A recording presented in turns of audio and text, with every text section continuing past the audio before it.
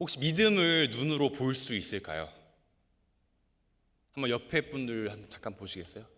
너무 뚫어지게 보지 마시고 살짝 그분들의 혹시 믿음이 보이시나요?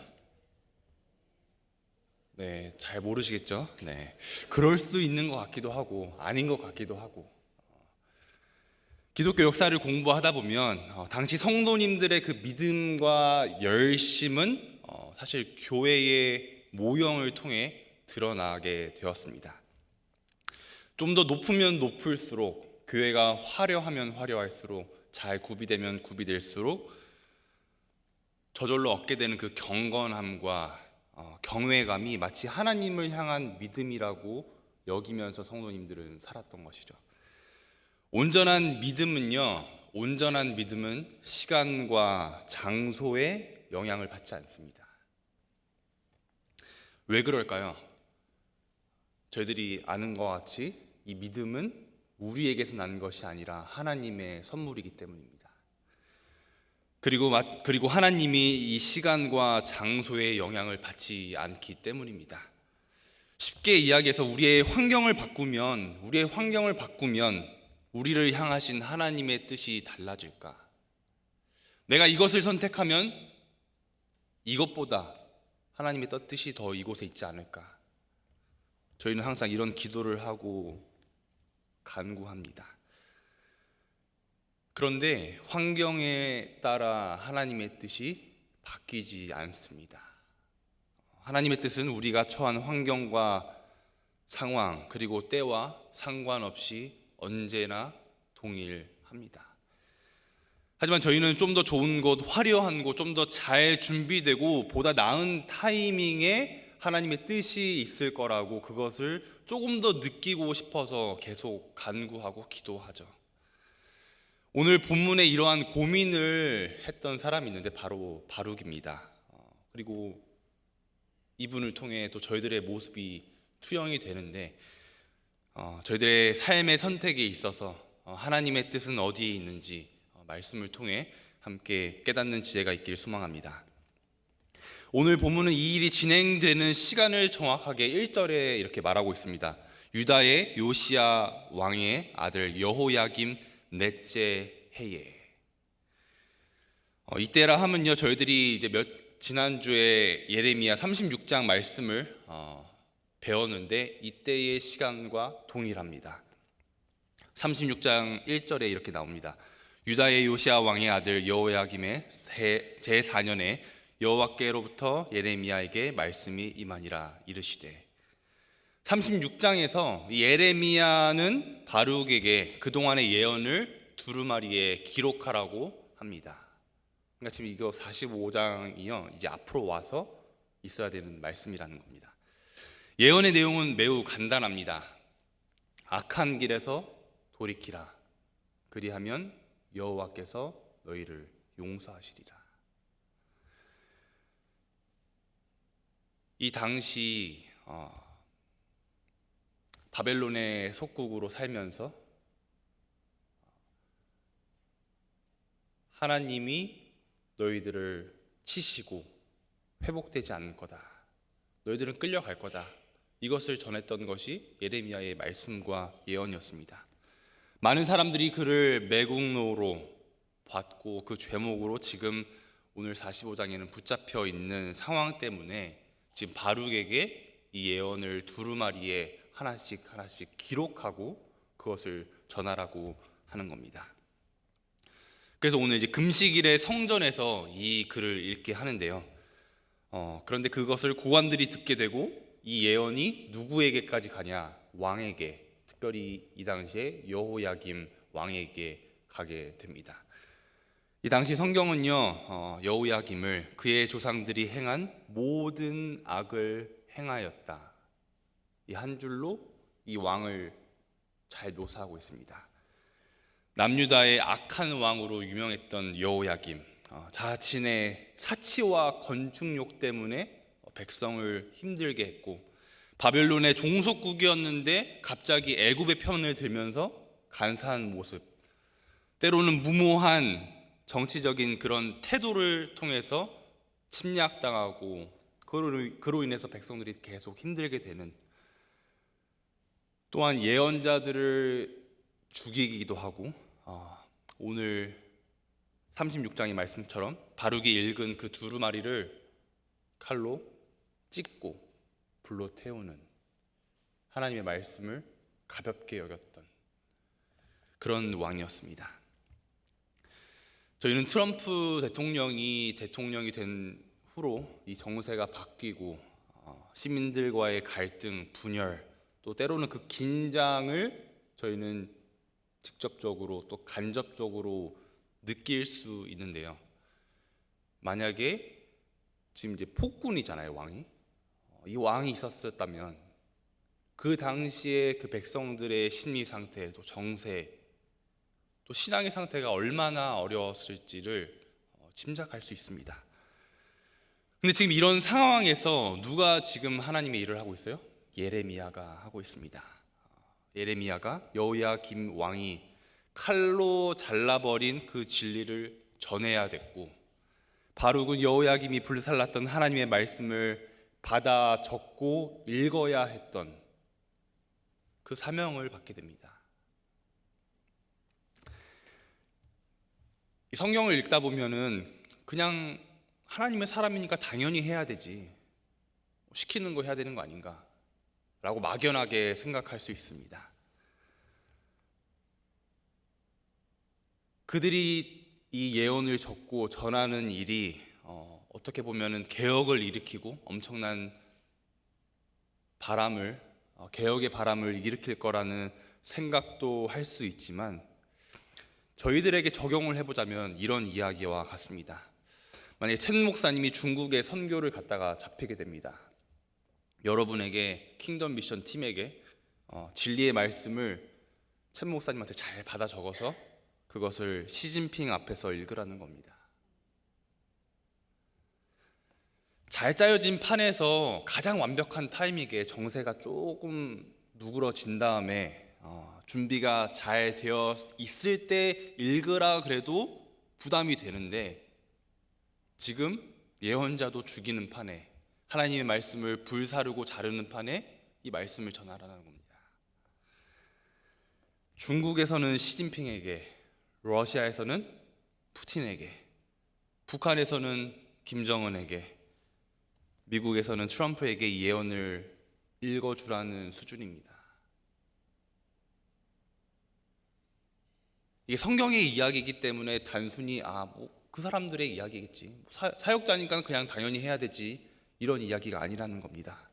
어떤 이야기를 전하라고 했어요? 악한 길에서 돌이키라. 누구 앞에서요? 왕 앞에서 이 이야기를 하라는 겁니다. 그리하면 여호와께서 너희를 용서해 주겠다. 조금만 생각해보면, 마음을 대입해보면 이 글을, 예언을 적고 이것을 전해야 되는 이 바룩의 마음을 우리는 조금은 이해할 수 있습니다. 그의 마음이 3절에 이렇게 표현되어 있는데, 내가 일찍이 말하기를 화로다, 다른 말로는 망하였다, 내가 지금 망했다, 나의 고통, 여호와께서 나의 고통에 슬픔을 더하셨으니 나는 나의 탄식으로 피곤하여 평안을 찾지 못하도다. 여호와께서 고통에 슬픔까지 더하셨는데 내가 탄식하다가 지쳐 평안을 얻지 못한다고 합니다. 조금 느껴지시나요? 바룩의 마음이? 근데 지금 이 어려움, 고통의 슬픔을 더한 사람이 누구라고 지금 바룩은 이야기하고 있죠? 여호와라고 합니다. 그리고 이것이 우리의 모습과 비슷합니다. 열심히 교회 나와 봉사도 하고 섬깁니다. 웬만한 예배는 다 참여하고 남들 부끄럽지 않게끔 헌금도 하고 했는데, 우리의 삶에 갑자기 어려움이 찾아온다면 한두 개는 버틸 수 있을 것 같아요. 믿음과 기도로, 지금까지 쌓아왔던 나의 그런 신앙의 모습으로. 그런데 재정난으로 회사가 인력 감축을 해서 회사에 잘린다면, 자녀가 큰 사고를 당해서 갑자기 장애를 갖게 된다면, 어느 날 그냥 갑자기 아무것도 할 수 없을 만큼 건강이 악화되고 건강을 잃게 돼서 아무것도 할 수 없게 된다면, 진실되게 열심히 헌신하였지만 번아웃으로 아무것도 하고 싶지 않고 아무것도 섬기고 싶지 않다면, 저희도 이런 바룩의 마음과 말을 하고 있지 않나. 여호와께서 나의 고통에 슬픔을 더하셨다. 내가 열심히 했는데, 내가 최선을 다했는데, 내가 충성을 다했는데 여호와께서 나의 고통에 슬픔을 더하셨다. 내가 탄식하다 지쳐 평안을 얻지 못한다. 그런데 저희가 영적으로 무기력함과 그 슬픔 가운데 좌절에 빠져 있었을 때 안전하게 그리고 확실하게 벗어나는 방법이 있습니다. 그것은 바로 첫 번째, 하나님이 누구신지 기억하기입니다. 이 문제를 어떻게 해결할까가 아니라 내가 믿고 의지하는 그 하나님이 누구신지 바라보는 겁니다. 성경의 곳곳에서 일어나는 많은 사건들과 사람들을 통해 저희는 하나님의 성품에 대해, 또 그 능력에 대해 배우게 됩니다. 그리고 거기에는 공통점이 있죠. 바로 하나님의 주권이 미치지 못하는 곳은 없다. 그리고 하나님은 선하시고 신실하시다. 하나님의 주권이 있어요. 이렇게 테두리가 있는 거죠. 그리고 그곳을 하나님의 선으로 이 테두리를 채우십니다. 그리고 또 공감각적으로 시간, 신실하심을 통해 이 하나님이 만드신 주권, 이 주권이라는 테두리 안을 하나님의 선으로 또 신실하심으로 채우십니다. 그리고 4절에 이렇게 말씀하시죠. 하나님이 너는 그에게 이르라, 여호와께서 이와 같이 말씀하시기를, 보라, 나는 내가 세운 것을 헐기도 하며 내가 심은 것을 뽑기도 하나니 온 땅에 그리하겠거늘. 하나님은 그분의 섭리 안에서 모든 일을 그의 완전하신 뜻에 결정한 대로 일하십니다. 다시 한 번 더 말씀드릴게요. 하나님은 그분의 섭리 안에서 모든 일을 그의 완전하신 뜻의 결정대로 일하십니다.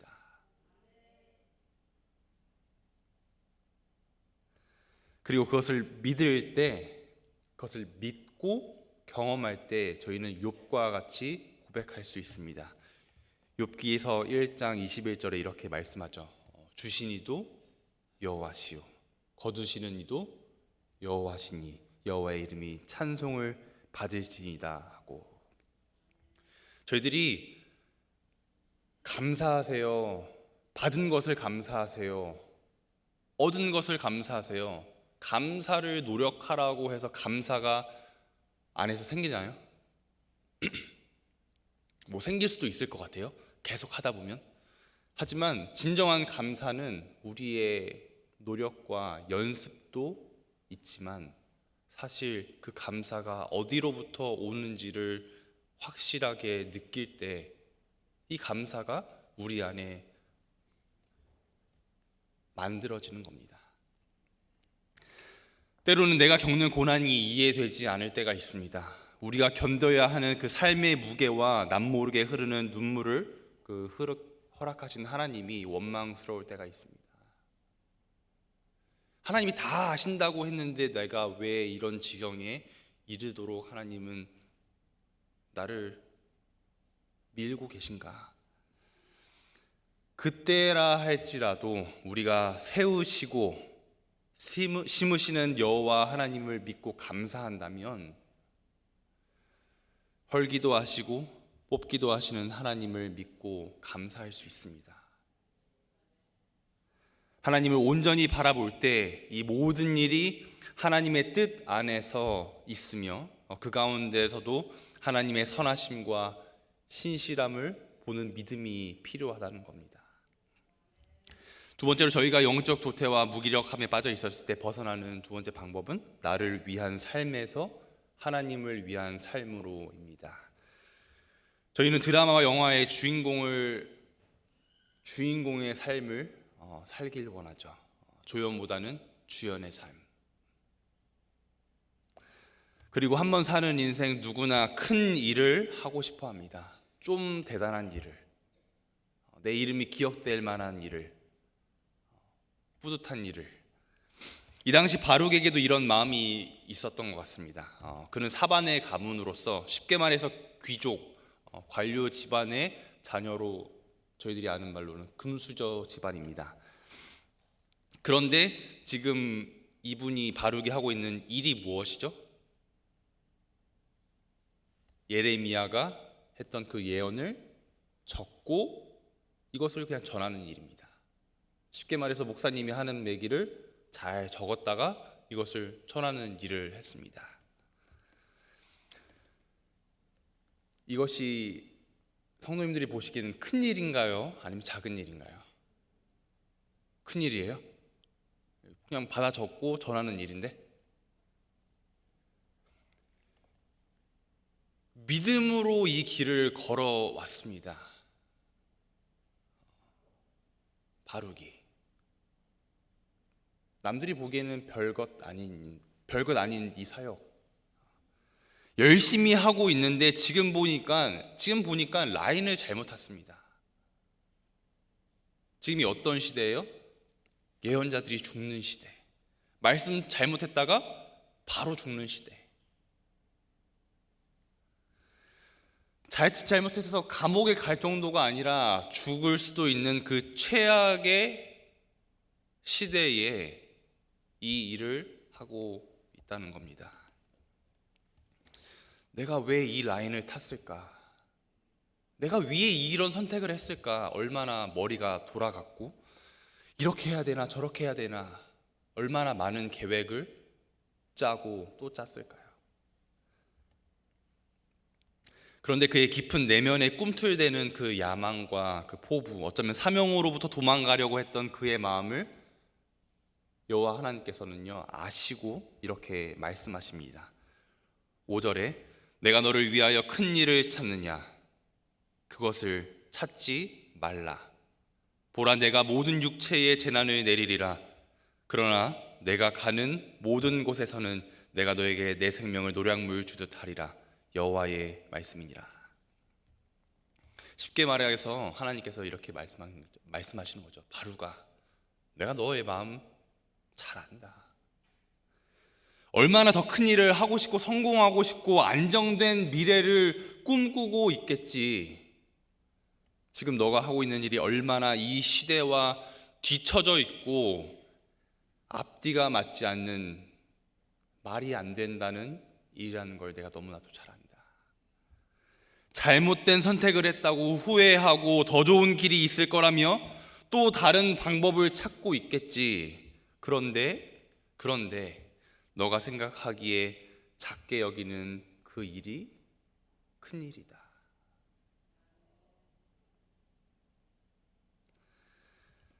그래서 하나님께서는 단순히 바룩을 위로하실 뿐만 아니라 영적 안목으로 말씀을 통해 이 시대를 다시 한 번 더 말씀으로 준비하게끔 하는 사명을 허락하시며 구체적인 보호까지 약속하십니다. 성도님들께서 생각하는 계획, 성도님들이 생각하고 또 계획하고 계시는 또 큰 일은 무엇인가요? 더 좋은 차 사기, 더 좋은 집에 살기, 더 좋은 직장 가기, 더 좋은 환경에서 아이 키우기, 돈도 잘 버는데 성품까지 좋은, 그리고 신앙은 당연히 좋은 배우자 만나기, 더 좋은 혜택 받기, 더 좋은 목사님 만나기, 더 좋은 교회 가기. 그런데 말씀은 더 좋은, 더 큰, 더 대단한 일들을 품고 있는 우리에게 사실은 주님이 이렇게 물으십니다. 내 너를 위하여 몸 버려 피 흘려 내 죄를 속하여 살 길 주었다. 널 위해 몸을 주건만 너 무엇을 주느냐? 우리 예수님은 하나님의 뜻을 이루기 위해 자신의 뜻을 이루기 위함이 아닌 온전히 하나님의 뜻을 이루기 위해 철저히 버림받으시고 찢기시고 피 흘리셨습니다. 어쩌면 이 땅에 죽어가는 영혼들 때문에, 정체성을 잃어가는 교회들 때문에, 경건의 모양은 있으나 성령의 능력은 부인하며 거룩함을 상실한 성도 때문에 가슴 아파하시고 중보하고 있는 이때에 저희는 더 좋은 것, 더 큰 것, 더 위대한 일들을 품고, 하나님, 내가 영적으로 살기 위해서 더 큰 것을 원하는 거예요. 내가 잘 돼야지 하나님께 영광 돌릴 수 있는 거 아닌가요? 이런 이야기를 할 수 있겠으나 하나님의 뜻을 이루는 일보다 나의 뜻을 이루려고 열심을 낸 것은 아닌지, 저희는 이미 받은 말씀을 통해 또는 분별해야 되는 말씀을 통해 우리 자신을 명확하게 살펴봐야 합니다. 저희들이 추수감사절과 또 교회 이 두 가지로 적용해 볼 수 있을 것 같습니다. 오늘 말씀을 이제 곧 추수감사절 주일입니다. 세상 사람들은 지금까지 누린 것, 또 사랑하는 사람들과 함께 누림에 기뻐하며 즐거움을 나누지만, 저희도 사랑하는 사람과 또 가족과 믿음에 함께하는 믿음의 성도들을 인하여 기뻐하고 즐거움을 누리죠. 하지만 궁극적으로 이 즐거움과 감사가 하나님을 향합니다.